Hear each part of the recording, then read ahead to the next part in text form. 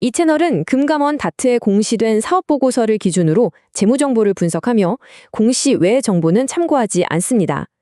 또한 재무제표는 기본적으로 연결재무제표를 기준으로 설명합니다. 페스카로 2020년 1분기 재무브리핑을 시작하겠습니다. 이번 브리핑은 공시된 데이터와 수치만을 바탕으로 기업의 현재 재무 상태를 객관적으로 점검합니다. 오늘 살펴볼 주요 내용입니다. 기업 개요를 시작으로 핵심 재무 변화, 재무적 강점과 약점, 시장 기회와 위험 요인, 그리고 핵심 모니터링 지표 순으로 확인해 보겠습니다. 먼저 기업 개요입니다.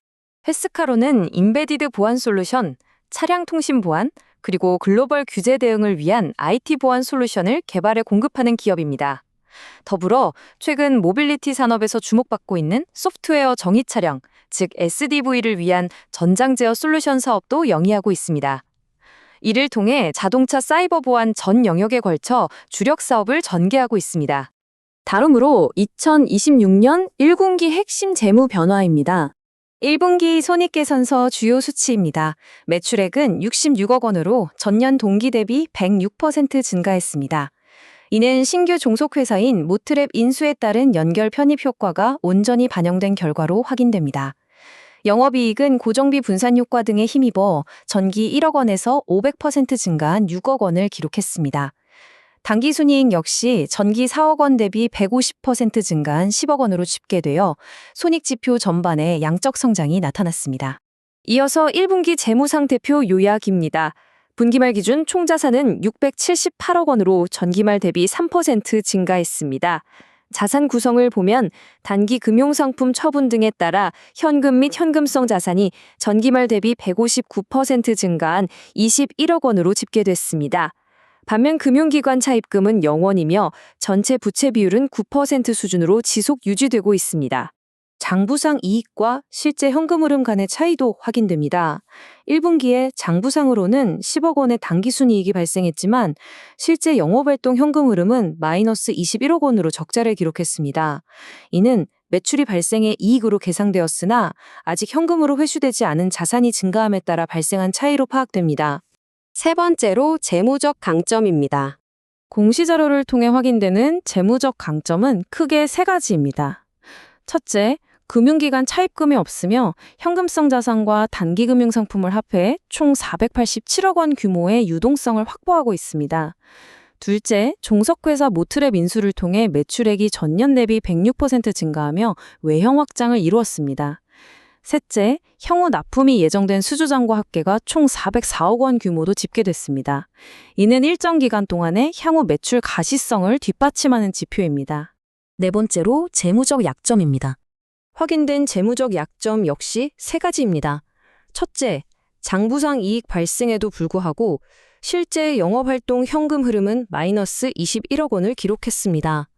둘째, 그 원인 중 하나로 고객에게 청구되지 않은 미청구 수익 성격의 계약 자산이 1분기 말 기준 61억 원으로 증가한 것으로 확인됩니다. 셋째, 상위 3대 고객사가 발생시킨 매출이 35억 원으로 전체 매출의 53%를 차지해 특정 고객사에 대한 매출 편중도가 다소 높게 나타났습니다. 추가로 확인되는 부분은 경상연구개발비입니다.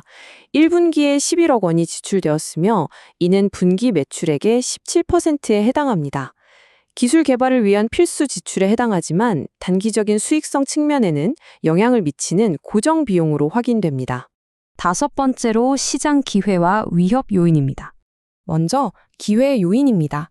글로벌 자동차 보안 규제인 UNR 155 및 156 그리고 유럽 사이버 보안법 CRA가 모빌리티 전반으로 확대 적용되면서 관련 보안 솔루션에 대한 구조적인 수요가 발생하고 있습니다.